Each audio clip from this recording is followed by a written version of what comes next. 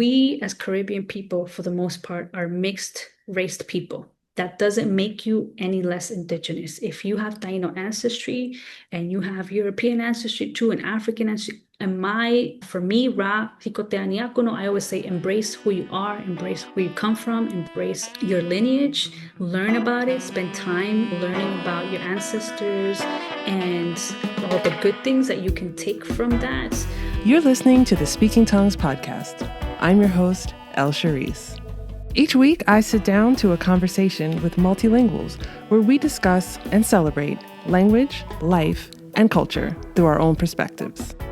Welcome back to another episode of Speaking Tongues. I'm here with Ra Jikotea Niaku'no. Welcome to the show, Ra. Let us know a little bit about yourself. Thank you, Arikomavu. Gracias for inviting me to be part of your podcast. I'll do my Taino introduction, which is how I usually start. My name is Ra Jikotea Niaku'no. I am a Taino Boricua artist and educator. My Taino ancestors are from the island of Boriken and the island of Cuba. Boriken, also known by its colonial name, Puerto Rico. And I reside here in Boriken in the town of Humacao. Thank you for having me. I'm so excited. And thanks for starting with Taino. And it's so lovely to hear and so lovely to talk about. But we're going to dig in and we're going to learn so much more about Taino and the language, the culture, the heritage. I like to start each episode with the same question. What is your first language and which languages have you learned to speak?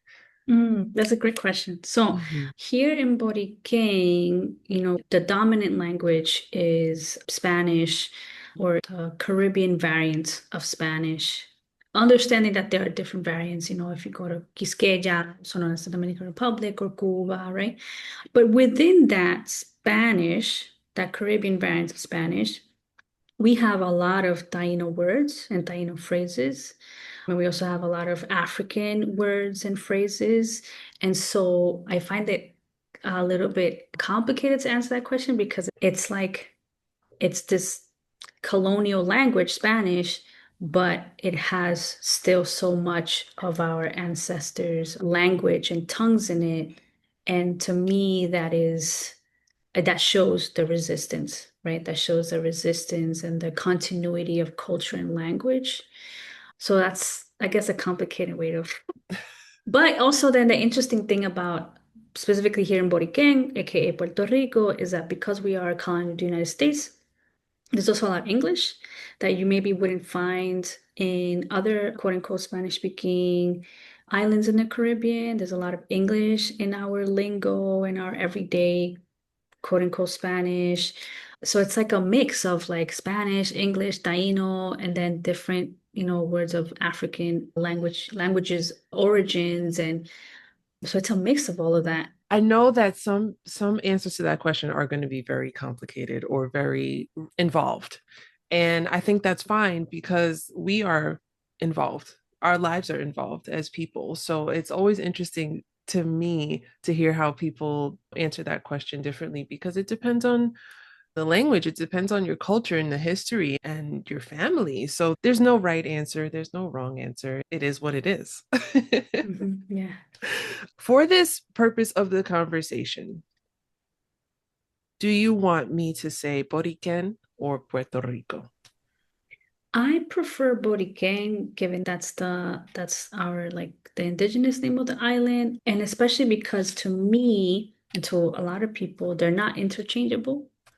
And I'll only elaborate just because I feel like you'll appreciate this. Puerto Rico is the colony, is the empire, the colonial entity that was imposed first by Spain and then the US. And Boriken is the island and is the people, the original inhabitants, the original indigenous culture and spirit of the island, which, I see separate. Those are two different. One is like the government, the imposed colonial government, and one is the actual land and the island.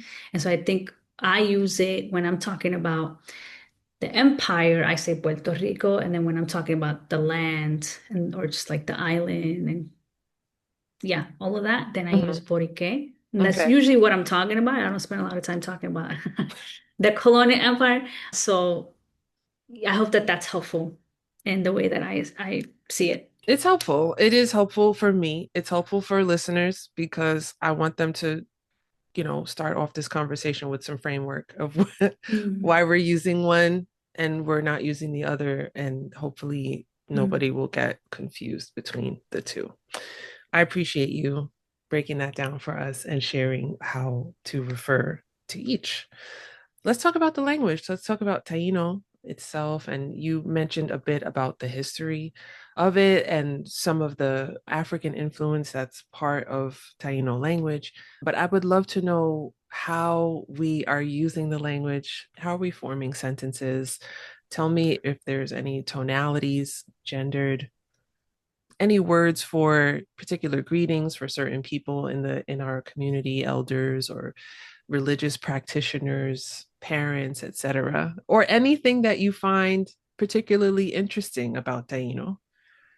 Thank you for that question. So Taino, I guess I should go into a little bit more history so that I can like better answer that question. So Taino is part of the Arawak language family. And when we talk about Arawak, we're talking about kind of like a language family or trunk that has a lot of different languages that come originally. This is what, scientists think, people have studied this, linguists, that comes out of what we now call today the Amazon jungle, rainforest. And we're talking about, this is thousands of years of migrations and people moving and spreading and different variants of Arawak languages evolving in different communities. So Taino is part of that. It's part of that history, it's part of that culture, that language trunk. Other Arawak languages that maybe people are familiar with are like Waju, Wapishana, Garifuna. Garifuna also has a very interesting history because Garifuna is a mix of Arawak and African languages as well as French and other things. And so it's the sibling to Taino because of that history. Yeah, so Taino is part of that. And then prior to colonization, Taino was not and it has never been one tongue in the Caribbean. It's always been like variants and dialects throughout the different islands, which is, of course, that's very natural and organic in humans. One from one island to the next, of course, there are going to be variations in how people speak and the words that they use. That's still true today, right? Like in within the varieties of Spanish that are spoken in the Caribbean, or even the varieties of English that are spoken in the Caribbean, or there are words in Jamaica that sound very similar to words that we use in other parts of the Caribbean that maybe are in Spanish or English, but, and they have similar roots, but then they've diverged, right? So Taino has never been like just one tongue. Mm-hmm. And currently it still isn't. There's still different variants. And so the variants that I speak and that I teach is Hiwatahia Taino. I'm an enrolled tribal member of Hiwayawa Taino of the Caribbean. And within the Hiwayawa, we have a language team, a language research team, and we work on Hiwatahia Taino language. And we provide classes. We have a dictionary. I'll hold it up in case you can show, yeah, this is our dictionary. Wow. And yeah, it's a thick book. It's pretty thick. Mm-hmm. It has about more than 300 pages. And I believe we have in this edition, this is our second edition, about 20,000 words that we were able to fit into this book. Wow. So that's, yeah, it's a lot. And the language team for Hiwatahia Taino that came out of Higuayagua, the tribe, started many, many years ago under the leadership of Cacique. Cacique is our word for chief, under Cacique Jorge Baracute Esteves.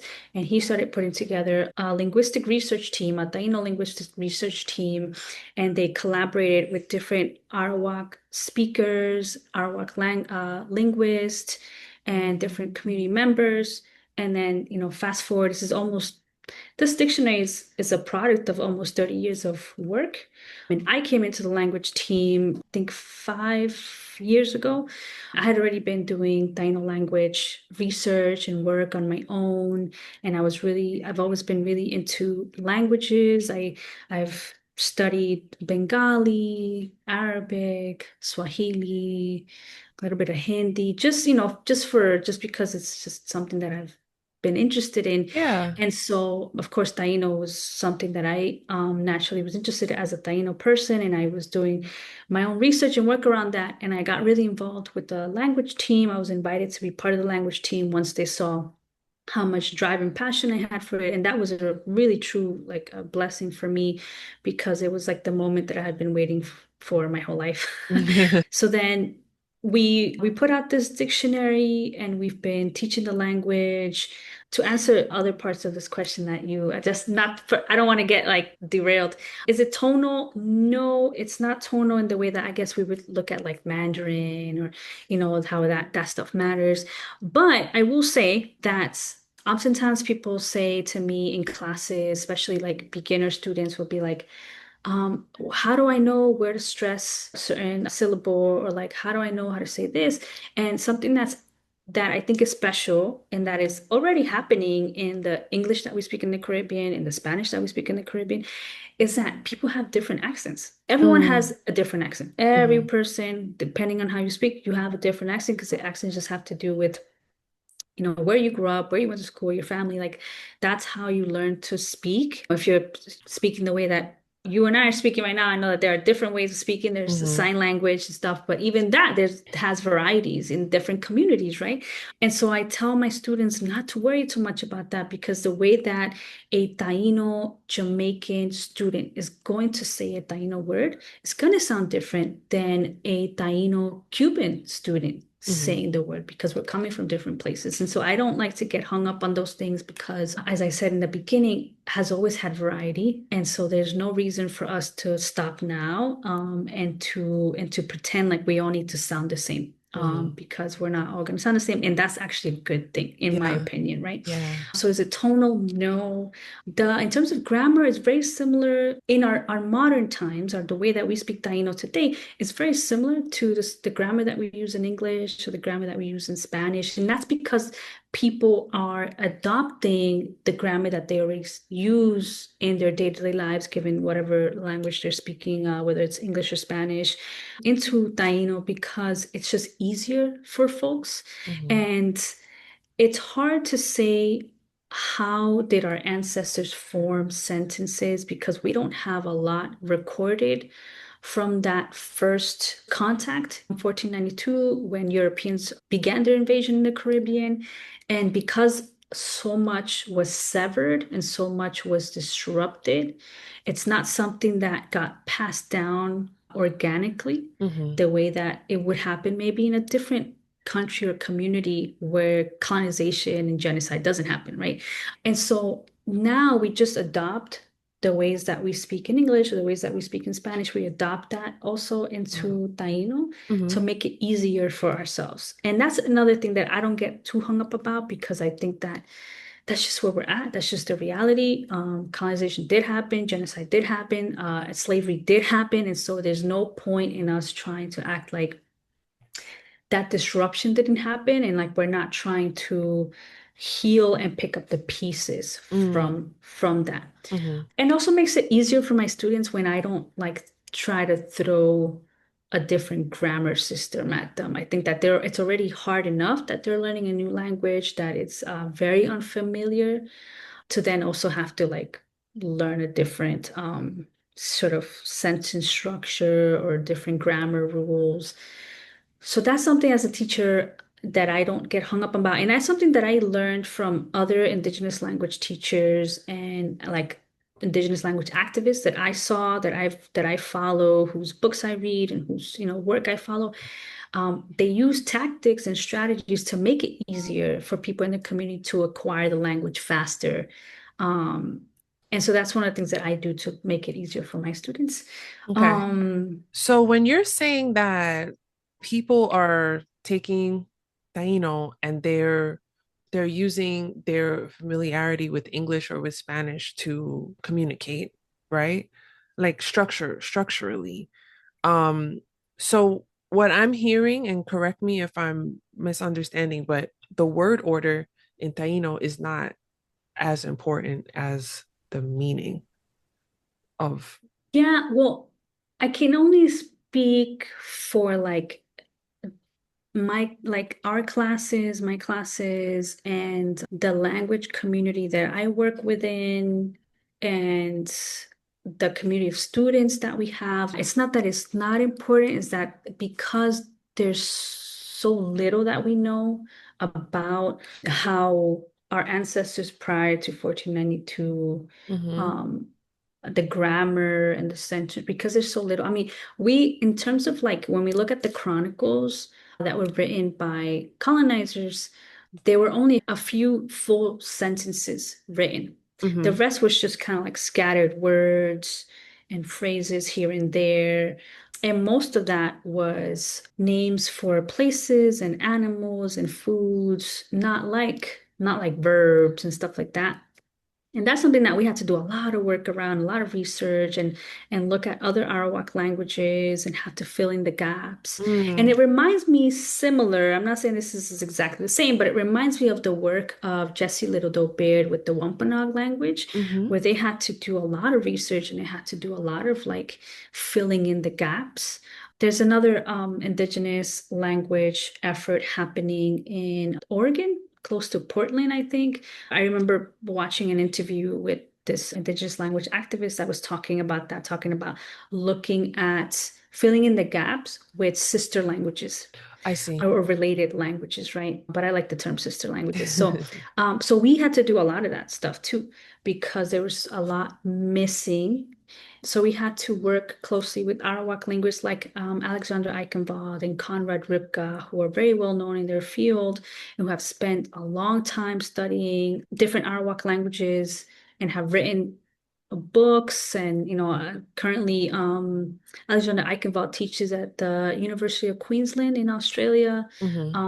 And she's one of our consultants. So I don't know if that answers the question, but yeah, it's not that I don't know if it's not that it's not important. It's just Mm-hmm. that where we're at, Mm-hmm. it would be almost, I think, and I might be saying something that I'm like going too ahead, but it might be almost impossible to try to reconstruct that Yeah. part of the language. So Yeah. now, because I think the Arawak, I mean the Hiwatahia language team, prior to me coming onto the team, because they spent so long working on this, Mm-hmm. they realized that they were gonna have to take some losses. They Okay. were they had their wins and they were gonna take some losses, and so that's one of the things that they were like, okay, this is what we know, this is what we don't know, and we're gonna have to move forward and Mm-hmm. release this to the public and to the community, even if we don't have all the pieces, because we might not have all the pieces Right. ever. Right. And that's okay. That doesn't mean that we can't make up new things, reinvent things for ourselves now and Mhm. what it means to be Taino in this day and age. Yeah.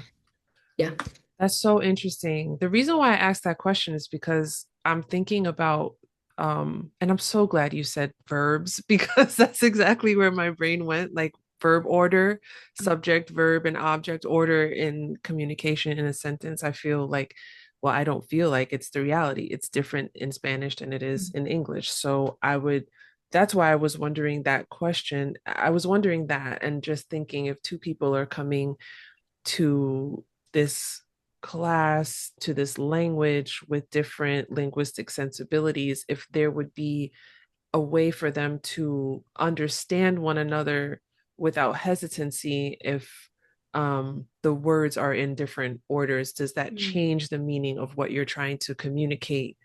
Um, between someone with an English language foundation or someone with a Spanish language foundation. So that's really where I was going with Mm. that question, trying to understand if it affects understanding between the two. But moving on, not having a full picture and, that kind of work is also important, being able to put that out while it's a living thing, and Mhm. there are things that are going to change and evolve. And with that understanding, we can all do that work together. So Yeah. that's great. Cool. Language is always evolving. Mm-hmm. And we, even before the dictionary came out, Taino just is always like changing the way that people use the words, and that's just like natural, right? That's just like what Yeah. happens. But even after like the dictionary was completed, we've seen it grow I mean, I didn't even like I know that languages grow and things change, but I didn't know it was going to happen so fast. We've seen it grow so fast, and the terms that I mean, now we have like slang, and people make jokes in the language, and that might seem to someone who maybe doesn't do language work, that might be like, well, okay, whatever. But that's a big deal because it takes a certain amount of just time with the language, getting comfortable with the language. And even like, so we have the word kiwari. Kiwari means rainbow. Um, now it has two meanings. We have kiwari, rainbow, Hmm. but now it's also used as an umbrella term for the LGBT Taino community. Oh, cool. So we have an organization called Kiwari Taino Itai, or if we were to translate it, that would mean queer Taino family. When the dictionary first came out, we didn't know that folks were gonna, that was gonna take off like that. And now we have, you know, I host a panel in the summer for Pride that's called Kiwari Taino Ahuikino or Queer Taino Voices, where I invite different members of the Taino community who are on some spectrum of the LGBT, community, because queerness really is this spectrum, right? It's just like umbrella term that encompasses a lot of different identities. And so Kiwari functions like that. So we have this panel where we invite folks in the community who identify as Kiwari to come and speak about their experience. And so just to share an example of like how the language grows, right? Yeah. Like Yeah. Kiwari went from just meaning rainbow to now it has this other meaning too. Yeah. So That was actually going to be my next question was about bringing new words into the language and what that process is like. Because I think, like you said, pre-colonization, you don't have those kind of, but there's so many words that have been coming into use, obviously, not just like washing machine, but also like train, you know? mhm. So how is that process handled amongst your linguistic community and your group that specifically creating the dictionary for these terms? A lot of creativity. Mm. So, for example, for a computer, we have this word aitabadi. Aitabadi is made up of two word parts. So, aita refers to knowing and knowledge, and badi refers to box. So, our word for computer is like knowledge box. And then Yes. for refrigerator, kurusi badilo or kurusi barilo, there's varieties, Mhm. sometimes people use the R versus the D, kurusi barilo, kurusi badilo. It depends, right, on the variant that they speak, but it refers to a cold box because kuru comes from kurula, which means cold, freezing. And again, badi refers to a box. Mhm. So our word for fridge within Hiwatahia Taino is cold box, kurusi barilo or kurusi badilo. So, it's a lot of creativity. There was one I teach several nights of the week, and there was recently this past week a new word that someone came up with for something. They were like, we don't have a word for this. And then like on the spot, the students were just like, okay, there was a consensus, like, okay, this is our word for it. Oh, it was snake plant. Oh, So okay. they were having so we have on Thursdays, we have a conversation group that meets. It's folks who are already at a more advanced level, and so we meet to do like a practice conversation circle. It's Mhm. called Talu, which Hello. translates to or it's the name is Taino Ahianiwa Ahianu Saulu, which translates to Taino conversation, Taino language conversation group. Mhm. It's a long name. And so they were talking about their house plants, and somebody was like speaking and then had to break Hiwatahia Taino to go into English to be like, I don't know how to say snake plant. And, sometimes we just say, hey, what's wrong with translanguaging? Just like use your English word or your Spanish word or whatever word, whatever Mhm. word you have. Like we do that already in Spanish and English. Right. We're not like, how do we say taco? Like in English, like we just say taco. Like, um, but they were like, no, no, no, we want a word. We want like our own word for this. So they came up with ori konaowa. Ori is snake, konaowa plant. So it's just a direct translation. But that's one of those examples of moments of creativity where students take ownership of the language and go, Yeah. no, no, no, we want our own word for this. We don't want to have to break into English or Spanish to talk about this thing. And so there's a consensus, and then it picks up, people start using it, and then we never again hear snake plant in a conversation because people are like, but we have a word for it. Why just use our word, you know? Yeah. So yeah. Do you have a favorite word that has had to be created for the language? One that you think is clever or you like the sound of? Well, circling back to those word kiwari, I don't like to sound like I'm like, brushing my shoulders up. But I was the first person to start using kiwari Mm-hmm. to mean queer, queerness, LGBT. And so I didn't, I kind of did it just out of a moment of like, oh, I want this to be the word. Like Yeah. I'm gonna start using it, and maybe people will start using it, maybe not. Like I don't know, like, but I'm gonna start using it. And then a few weeks later, I had put it in my Instagram bio, like, Taino, Kiwari with a LGBT flag.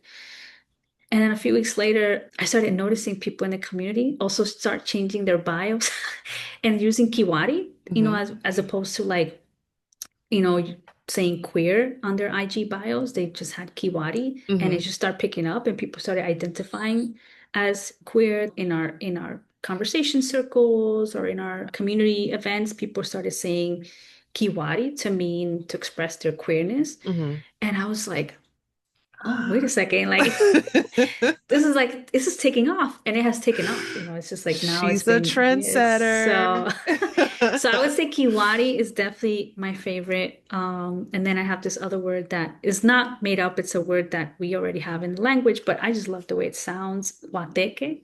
Guateque. Guateque means party. It means fiesta, celebration. But we also sometimes use it for like when we're trying to express congratulations to Mm. someone. Oh, okay. We also use it like that, like in a celebratory or like encouraging way. When Mm-hmm. we want to congratulate someone, we also say Wateke. Okay. But Wateke is funny because Wateke also doesn't it sound like a word that you'd hear in a reggaeton song? Like it sounds like, and I make music in the Tejiwa Taino language, Mm-hmm. which folks can find on Spotify, iTunes, and YouTube. And I have a song. I think it's my merengue Taino song. So it's a Taino song in the merengue genre, and it's called Jajomse, which means grateful or gratefulness. And I found an excuse to just say it a bunch of a bunch of times and I just say Wateke, like and it's one of my favorite songs to perform when I have the opportunity to perform and Mm-hmm. people or invite me, which I'm always so grateful when people invite me to perform Yeah. my music. It's one of my favorite songs to perform because I get to say these words that I find fun and Mm-hmm. that are like positive and celebratory. Yeah. Get Yeah. people going. Yeah. That's so fun. I love words. So I was like scribbling furiously while you're talking, trying to pick up a few words here and there. I'd love to know about people who are connecting with their ancestry, with Taino ancestry. And I know that reconnection can be very personal, deeply personal for a lot of people. From the work that you've been doing, how have you noticed people who are reconnecting with their culture, connecting? Maybe it never went anywhere, but maybe they're reinforcing the connection. What are some of the ways that people are reclaiming this connection? Mm. I think because of the social media content that I put out, and also because of our work with our grassroots initiative, Wuru Tekiro'uo, um, we've we've gotten a lot of folks in our language classes, in our presentations, events, things like that, who, from what I'm hearing, there was just always something. There's this saying in Spanish, la sangre llama, which is like the blood calls. And it's like, I think from what I'm hearing from folks that it was just always something, it was always a conversation, internal conversation, but also in their families.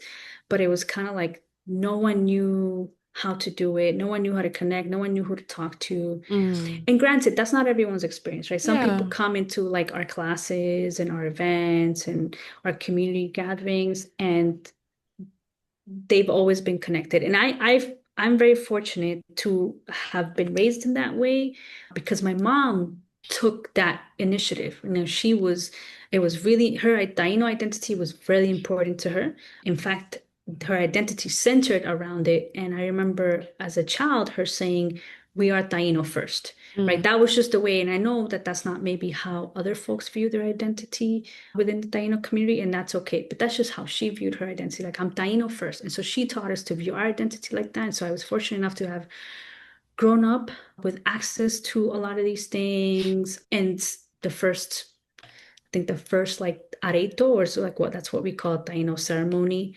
The first areto my mom took us to, I think I was like 5 or 6 years old, right? So it was like really early. So I get it makes me even more. I think as a teen, I didn't realize how special that was until like I became an adult and I started doing this work more intentionally. And I was meeting people Hmm. who are reconnecting, and there's this like pain and hunger. And now I'm in a place of like this gratitude for my mom because she exposed me and got us involved, and this was part of our just life, our everyday life, our culture, since we were little. And so now, from where I'm sitting as a tequina, as a teacher, and also as a cacique, because I'm the chief for the Hiwayagua Boriken region. So, you know, the duties of that, where I'm sitting, is seeing these people, all these people coming back into the culture, back into the language, and even just physically back into the Caribbean, whether that's here in Boriken or Quisqueya, Haiti, Jamaica, Cuba, whatever it is, whatever island it might be. I get to see that, but I'm also, it's beautiful, but I'm also seeing the pain and the hunger, and sometimes even the desperation, because sometimes Mm. people feel like they're out of time, like they're like they've missed out on so much. Yeah. And so I feel like my job as a cacique and a tequina is to let people know that if you're arriving now, you know, it's okay. Like there's no rush. It's not a competition. You're not more or less Taino than anyone. And that also goes into the conversation of like, you know, sometimes blood quantum and all that stuff. And I tell people it doesn't matter. You're not more or less Taino depending on how much percentage you have. What matters is that you're reconnecting to yourself and to what is your birthright. Yeah. You have this is your birthright, this language, the culture, the history, the spirituality, the land. This is yours. This is yours for you to take back. And so I think what I'm seeing too is people enter this anti-colonial or decolonial journey from different angles. So for some people, it's the spirituality that hooks them. Mm. One of the things that we do with Wuru Taino Tekiro'uo is that we host individuals and groups who want to come to the island and are looking for a Taino person or a Taino group to show them around the island in a way that they feel safe and they feel welcomed and that they feel like they're having like a homecoming in a way. And so we host these things. We call them kind of like Boriken immersion trips. And so we had someone come recently who was really interested in the spirituality aspect. That's really what hooked her. It's like learning about that. And I'm not an expert on the spirituality aspect, Yeah.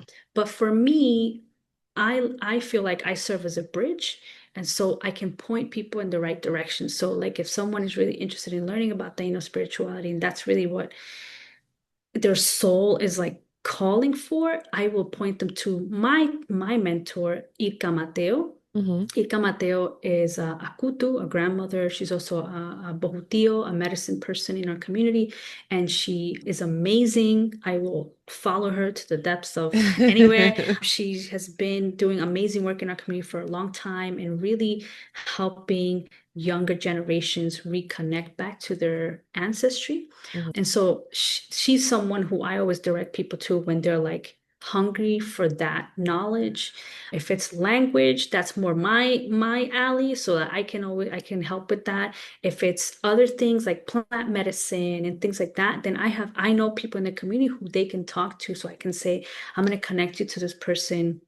And then it's beautiful, you know, fast forward a year or two after that to see them in a different light, like they seem more sure of themselves. And that's the power, right, of reconnecting to your ancestry, to your culture, is that Right. you know yourself more and you're in that process, in that journey, you're healing. And so of course, a year after you've started your journey, you're gonna be a different person. You're gonna look different, you're Right. gonna have a different aura about you. Right. And one of the things that we like to nurture is, once people are in that space where they're more ready, is inviting people to take more leadership roles in the community, because traditionally within a yukayeke, or a tribe or a village, and within Taino cosmovisión, we know that everyone comes to this realm with something special, some gift, and we know you're here to take some role. So we want to help you figure out what that role is. And it might be multiple roles, but we want to help you figure out, because that's medicine, not just for you, that's medicine for all of us. Yeah. And we need your medicine in Yeah. order for us to move forward, in order for us to heal, in order for us to come back around full circle. Hmm. Everyone needs to be bringing something special to the table. So we want you to figure out what that is for you. Are you a medicine person? Are you more into governance? Are you more a cacique? Are you a tequina, a teacher?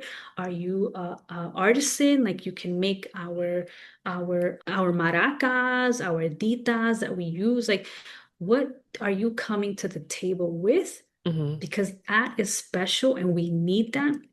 But whatever the case, people are coming into the culture and the community from different angles, depending on what's hooking them. Okay. And then once they're in it, they start to learn about all these other aspects. And so it starts to come full circle. And there's something happening right now, I think, in across the world. I mean, there are people reconnecting to their ancestries all around the world. Not that it Yeah. started yesterday. This has been happening for a very, very long time and maybe has never stopped. But there's definitely this air right now of, like, I think we're understanding on a grander scale how not just important, but how necessary Yeah. it is for our survival on this planet. Yeah. I really like that you're talking about having people who are learning more be able to come into the community and assume ownership, leadership over their abilities and be able to share that with the group and be nurtured and encouraged to do so, I think is so important. Because I think a lot of times with anywhere we are, people want some people, I feel like are they feel like they're ready for responsibility, but there's no one to be the steward of that. There's no one to shepherd them into this role of responsibility. And so people, it's easy to get lost, I think, or it's easy to not understand how you can be of service, what you can do for other people. So having this kind of relationship where you're able to identify what people can contribute, but also nurture that within them in order to allow them to grow and share abundantly is so important and so necessary, as you said. It's Yeah. so necessary to, and that's, I mean, from where I sit, that's what community is all about. What are some of your hopes for the future? I hope that, in a few years, we have the students right now learning the Hiwatahiya Taino language, that are just starting out, that they're at a more advanced level.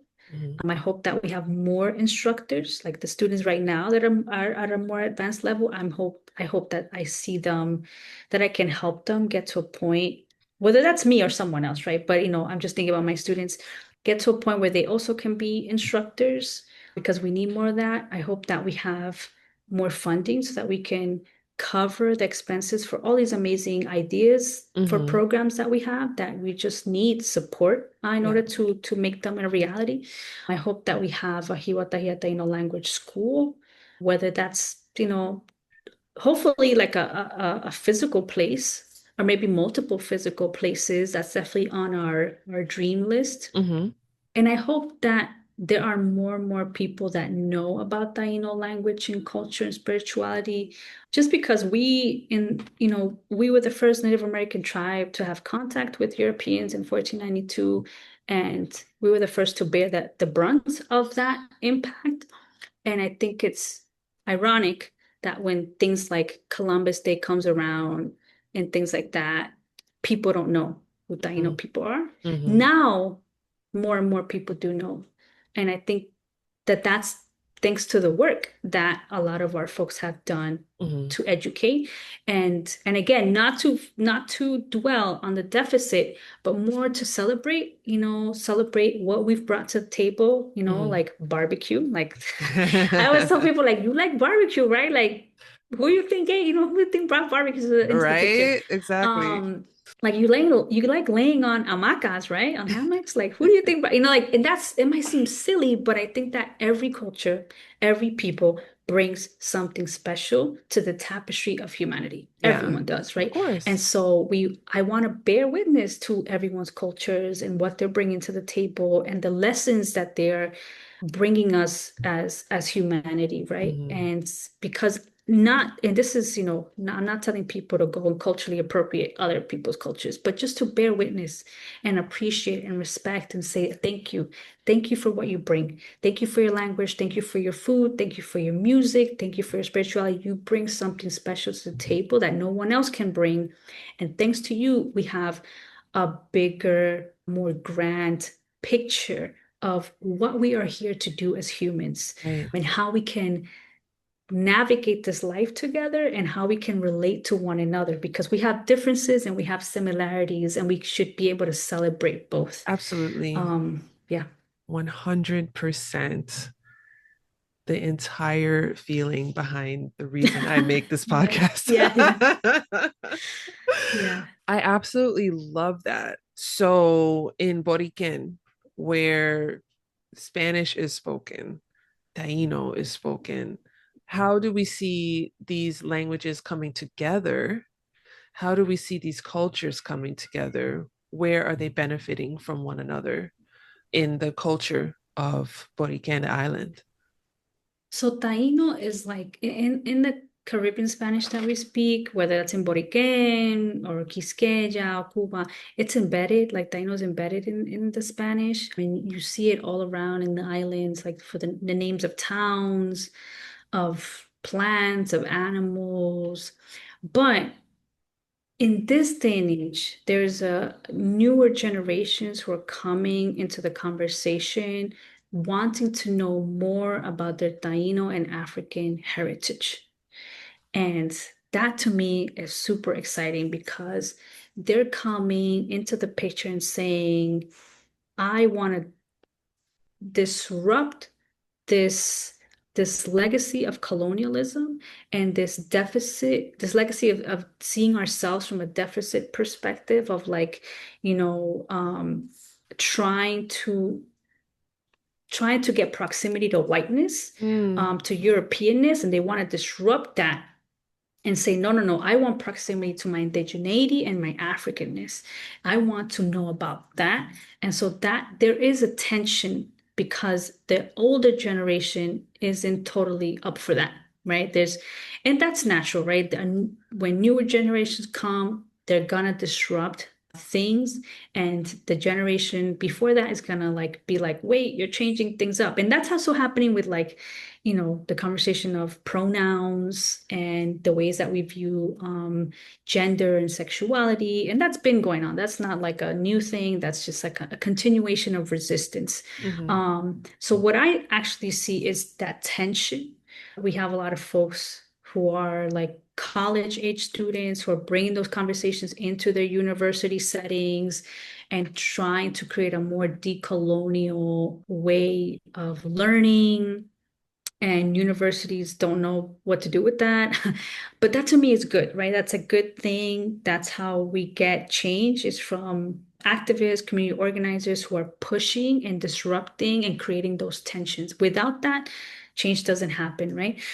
And I want to say, and this is sort of, it's in my mind, it's related to your question, but it might sound a little unrelated. And I just want to say this just for the listener, and in case whoever's listening to this is a Taino person. I just want to say that we as Caribbean people, for the most part, are mixed raced people. That doesn't make you any less indigenous. If you have Taino ancestry and you have European ancestry too, and African ancestry, For me, Ra Jikotea Niaku'no, I always say embrace who you are, embrace where you come from, embrace your lineage, learn about it, spend time learning about your ancestors and all the good things that you can take from that. Don't feel like you are less than, like you don't have access or you shouldn't have access to information or knowledge or spiritual traditions Hmm. because you are a mixed person. I wanted to like put that in there just because that is also a part of the conversation that I see pop up a lot in conversations, especially with students, because there are usually a lot of times maybe like 85% of my language students are not just learning the language, but they're also new to a lot of things in the Taino community. And so that's one of the things that they feel nervous about when they start their journey. It's like, but I'm a mixed person. Mm. So like, how do I do this? Or like, how do I honor all this stuff? Right. And that's a personal journey. How you do it, how you honor it, you're gonna figure that out on your own. But don't let anyone make you feel like you are less than. And like, especially because whether or not people want to admit this, there is colorism and there is racism and internalized racism. If you are Afro-Indigenous person, you are 100% have a right to be in Taino spaces. If you are Afro-Taino, you have 100% right to be in our spaces, to learn the language, to be in ceremony, whatever it might be. And I say that again because that is a topic of conversation that comes up. And the older generation, in my opinion, did not do a good job at addressing this and, in fact, just replicated these harmful systems. Mm. My generation got tired of it and said, no, we're not playing these games. And so the spaces now are starting to shift and look different. And so, just to say to the listener, wherever you are at on your journey, if you are Taino and you're ready to come into these spaces, know that there is a welcoming space. And it Mm. just takes a little bit of homework to find what is that space where I can be my full self, where I'm going to feel safe. It takes a little bit of homework. I'm, of course, going to plug in Hiwayagwa. I'm going to plug in my organization, Wuru Tekiro'uo. But there might be another that you feel comfortable in. And so go wherever you know you're safe and you're going to be nurtured and you're going to be welcomed and you're going to be celebrated for everything that you are. Hmm. Thank you for And that. that's my last No. point. No, thank you so much for that. I I'm curious to know for people who are not Afro-Indigenous, people who are not Indigenous at all, coming to Boriken as an outsider, I hate that word, as an outsider, as a tourist, let's say, how do you feel people can or should need to engage?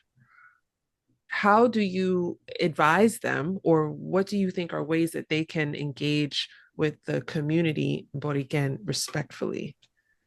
Yeah, that's a great question. I would say that, I would say this regardless of wherever anyone's visiting, if it's not your homeland, go with a lot of respect and learn about the people, the original inhabitants of that place. Like do some research beforehand and then try to find community organizers, educators, activists, organizations on in that place that you can reach out to and say, hey, I'm visiting and I would love to support the work and I would love to learn, how can I do this in a respectful way? I think most folks would appreciate that and say, hey, actually let me point you in the right direction. And I think most people are going to be nice, right? Yeah, one of the things that does bother me is when folks come here and have no interest in learning about indigenous or Afro-Indigenous culture, history. No, they just want to see San Juan. That's it. And Mm. it's like, go home. Like, no, that's not, I would never go visit another place like with that mentality and just not want to know about the people there and not want to take some time to learn about the history, the culture, and the resistance. And I say resistance because I don't know that there is a place on this beautiful planet Earth that colonialism and the invasion of Christianity and whiteness has not affected. So wherever we go, for the most part, we're gonna go to a place that has its indigenous inhabitants and they have resisted something. And so you want to learn about that. You want to learn about the people there and you want to support them in some way. So doing that research, just taking the extra step to say, okay, I'm gonna go to this place and let me do this in a respectful way. If folks are coming specifically here and they want to contact us, you can, to have that kind of conversation with me. It's Wuru Taino Tekiro'uo. You can find us at Wuru Taino on Instagram or Wuru Taino at Gmail, or just me on Instagram, Ra Jikotea, and reach out and say, what you said moves me or spoke to me, and I want to visit Boriken, and I'm not Boricua, I'm not Taino, but I want to come and visit and learn about the culture. Because I Yeah. also have people who reach out to me like that, who are like, hey, Ra, I'm not indigenous, I'm not Afro-Indigenous, like, but I want to come and visit and I want to learn about the culture. How can I do it in a respectful way? How can I, it's there a workshop you have going on, or can you point me in the direction of where, and I'm happy to do that. I'm happy Yeah. to help Yeah. people. It's important. I think culture is meant to be shared, and I think we should not feel like we can't share a culture or we can't engage with another culture, but it's about the how, I think is really important. I'm so excited and I'm so grateful to have had this conversation with you and to have had this time with you and learn so much. I know this is an overview because there's a lot that we can talk about. There's a lot to learn. And there's a lot going on because your community is very busy. You are very busy. You're doing the work. You're moving forward.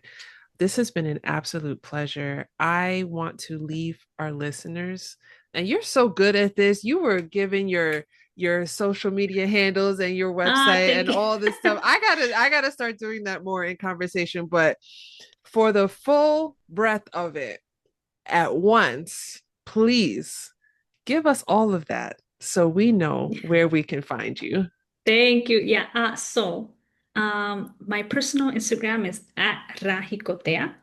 And then the Wuru Taino, our grassroots initiative, that is at Wuru Taino, although the full name is Wuru Taino Tekiro'uo. So a lot of the stuff that we post, the stuff is going to be on there. And then my music and stuff like that, like as I said, it's on Spotify, iTunes, YouTube, and I also have my personal YouTube channel, Ra Jikotea Niaku'no, and then also the Wuru Taino YouTube channel, and we have like different things. I have my music on there, but we also have we have a Taino language, a Hiwatahia Taino language podcast that is more it caters right now more to students who are more advanced level, because for the most part the episodes are short, it's like 4 or 5 minutes long, but it's dialogue Okay. in Hiwatahia Taino. So for folks who are at a level where they can challenge themselves to practice their listening comprehension, they can listen to the short dialogues, just to practice. So right now that's what that is. Okay. I will, Thank you. of course, I will add links to all of those in the show notes for this episode because I want people to Okay. be able to click them and get in touch with you and connect with you and connect with your work right away. Thank you. I really appreciate it. I really, really appreciate the work that you're doing, and I'm really like honored and grateful for the opportunity to come and Oh, talk about this work in Taino language. So arikoma bu hahom. Gracias. Thank you to you. thank you. Thank you. I want to ask you about food really quickly because I can't leave anybody without talking about food. But Yeah. but tell me a bit about what kind of Taino culinary and food, plant, animal, etc. influences are we seeing in cuisine, modern cuisine Mm. in Boriken? Um, how people are eating, any like traditions that we've been carrying for generations, and how our Taino ancestors or foremothers and fathers cooked and fed their families. Yeah, so one of my favorite things is casabe. Casabe is, have you heard of it? Casabe? No. No. So casabe is, I would go to the kitchen and get it so you can see it. But maybe you can, when you put this out, you can like find a casabe picture and Okay. put it in. Casabe is our Taino bread. We make it from yuca. Yuca is a crop that grows underneath on the ground for anyone who doesn't know. It's delicious and it's a staple in just throughout the Caribbean and even in other places Mm, because yuca now has been taken all over the world. So we take yuca and I'm not gonna explain the whole process, but we make a bread with it. It's a kind of a crunchy bread. We usually do it in like a circular. You can usually find casabe like it looks kind of like a little circle. hmm Um, and it's crunchy and it can seem very bland, but that's because we eat it with a lot of different things. So you can like eat it with like our ancestors used to make peanut butter with mani, which is our word for peanut, hmm and would make like a peanut butter paste and eat it with peanut butter, and that was like a hearty breakfast, and it has a lot of protein because of the peanuts. So we still do that. In fact, I eat cassava in the morning. Sometimes I toast. Sometimes you take the cassava, you toast it just to make it a little bit warm, and then you put some peanut butter and some banana on it. It's my favorite. But so with aguacate, avocado, people will eat it with cooked food, like beans and rice. A little piece of cassave with your beans. People eat it with different things. Our fruits. We're really big on fruits. So we have this word in Hiwatahia Taino. It is konutande. Konutande is it can be translated to like vegan, plant-based. Traditionally, our culture is predominantly plant-based, so really big on fruits and vegetables, crops. We love fruits. So guayaba, palcha, we're talking about soursop, guanabana, mango, or in some other places might say mango, those things. And there's a lot of other fruits that we have in the Caribbean that are delicious. One of my favorite crops or veggies aside from like cassava or yuca is batata. Batata is our form of like sweet potato, but it doesn't look like the maybe the sweet potato that folks are used to in the States. It's kind of like white yellow inside. It's not that orange color. Yes. Yes. That super that is, and it has a very distinct, very different taste than like maybe other sweet potato folks are used to. It's more perfumey. Mm. We make a lot of dishes with it, but I like to just boil it and have it with some like vegan butter or some salt or some olive oil. Like that's enough to me. We also have malanga. That's really common in the Caribbean. It's not native to the Caribbean. Now it's like a thing here and people grow it here. In fact, I have some growing here in the back of our house. And malanga is taro. It's yeah, I could have said that, Oh, taro. yeah. So we make a lot of stuff with malanga. We were talking about papaya before the episode started. That's really big, and we use a lot of these fruits as offerings in our altars. hmm So we'll have papaya, guanabana, guayaba, all that stuff because they've been really big in our foods and our ancestors. That's one of the things that they would offer to newcomers is papaya, guayaba, guanabana, because it was like fancy, like to eat these Yeah. things because it takes a long time to grow these things. It's not easy to have a lot of it because it takes a while to, hmm especially guanabana. It takes a long time to grow. hmm Yeah, we have a word in Taino, ají, and it can mean two things. Ají can be teeth, but it also refers to a pepper that we grow. That's our Taino sweet pepper. It's like a little tiny pepper, but nowadays I see people eating it with like hummus and stuff, and it grows here. Like I have ají growing in our garden, and it's like crazy. It's like so much of it. And sometimes when my friends come, I just give them a handful, like here, take that with you, and they'll just eat it like that because it's sweet. It's not like Yeah. spicy. Or they'll eat it with like some hummus and stuff. So that's really big. The Taino and African fusion side, we have pasteles, which I know most people, if you're Caribbean, you will know what this is. Pasteles are delicious. Here at home, we make vegan pasteles. So the only thing that makes it vegan is that the filling, we use like veggies and stuff like that. And we have mofongo. People know what that is. Mofongo is that that mix of Taino and African in our food that Hmm. has been passed down that is now really big in the Caribbean, like mofongo, pasteles, things like that. Yeah, now I'm hungry, so I don't know if I should keep going. I know you Yeah. said for me, you said the magic word, which is mofongo. And Yeah, mofongo I is love mofongo so yeah. much. Oh my Yeah. goodness. I'm going to ask you something that's a little controversial in the Caribbean. Mm. There's a fruit that goes by several names. Names that I've heard for this fruit are, they vary, and people argue over this, but they vary. I've heard quenepa. Oh I've yeah. heard Yeah. mamoncillo. I've heard chinette, guinep. In Taino, do we have a word for this Yes. beloved fruit? So the indigenous word of this delicious little fruit that's really weird, but it's so good, is queneba. Queneba. Okay. Queneba. And I think there was like a Spanish language corruption there, and it went from queneba to quenepa Mm-hmm. with the P, which is how we still say it, quenepa.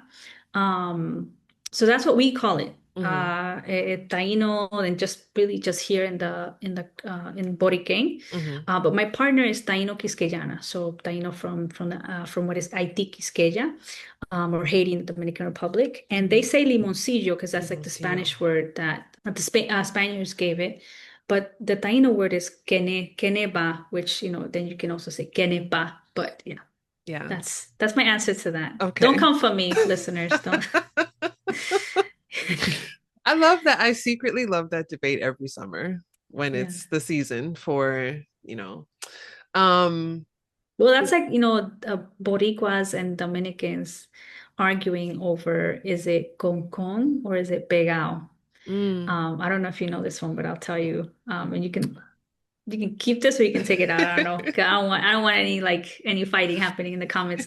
But when you make rice and there's that part at the bottom that sticks, that to us that's like the best part. I think Yes. it's like because it's not like super burnt, but it's like crispy. Hmm. We call it here in Boriken, we call it pegao. Pegao in Spanish means stick, like it has stuck to Okay. something. Okay. And Quisqueyanos or Dominicans call it con, Cool. which I will say does not really make sense. That is the truth. Okay. I'm not trying to comfort anybody. It just doesn't, it's like, yeah, like it's just two sounds that were put together. Con, like whatever, right? And so there's this debate between Boricuas and Quisqueyanos, like it's con or it's pegado. Here in our house, because I'm Boricua and my partner is Quisqueyana, she'll say like, "Oh, do you want some con?" And I'll say, "Yeah, I want some pegado." And she'll be like, "I'm not giving you anything until you call it what it is." And so then I have to sometimes sacrifice my pride and in order to have dinner. So, That's funny. but hey, you do what you can with what you have. That is so funny. I love it. I love regional Yeah. differences and how, people express themselves differently, even though you would say it's the same language, but, Mhm. regionally, we've got some differences. So this has been such a great conversation. And I'm so happy that we had a chance to talk. And I just want to thank you again. I got to ask you my last question so we can have a little bit more fun before we say Okay. goodbye. Do you have any jokes, popular sayings, tongue twisters, cool slang words, idioms, words of wisdom, or words of advice in Taino to share and to teach us?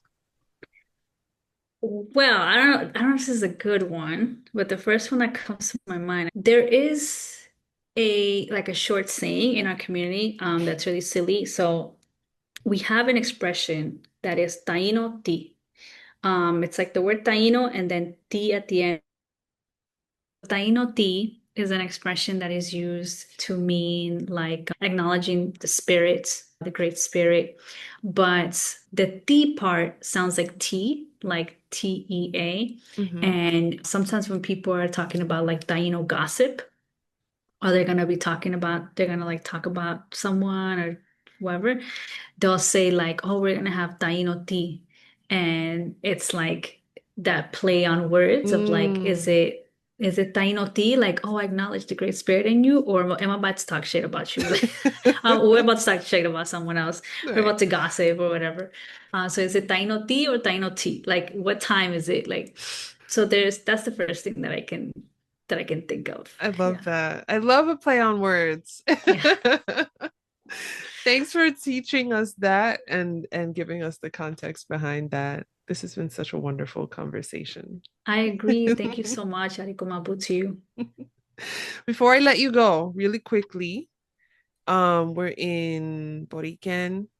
We've been having a great conversation. You sending me home with some achiote and some papaya and some extra Yeah. ahi, and we're about to go our separate ways. In Taino, what is the best way to say goodbye? Yes, so we have butawa, which literally means like bye. If you want to say like goodbye, you could say usa butawa, which is one of those things we were talking about in the beginning, how it's been like transferred over from like Mm, English, but it works in Taino as well. So usa butawa to mean goodbye. Sometimes people say bomatu, which is another way of like, saying great spirit, or acknowledging that. So yeah, I usually say butawa. And if you want to butawa. say like good night, if it's evening time, you could say usa kasakuda. If it's afternoon, you say usa adiki kaleu to say good afternoon. And you could say that when you're greeting someone or when you're saying bye. And just because I already mentioned those two, I'll mention good morning as well, which is usa mauka. Usa mauka is good morning or like good day. You could say usa kasakabo.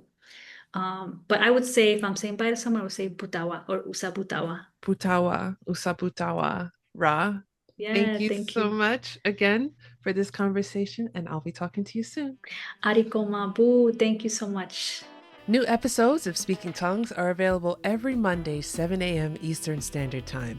Don't forget to subscribe to our YouTube channel and to like and share episodes with other language lovers like yourselves.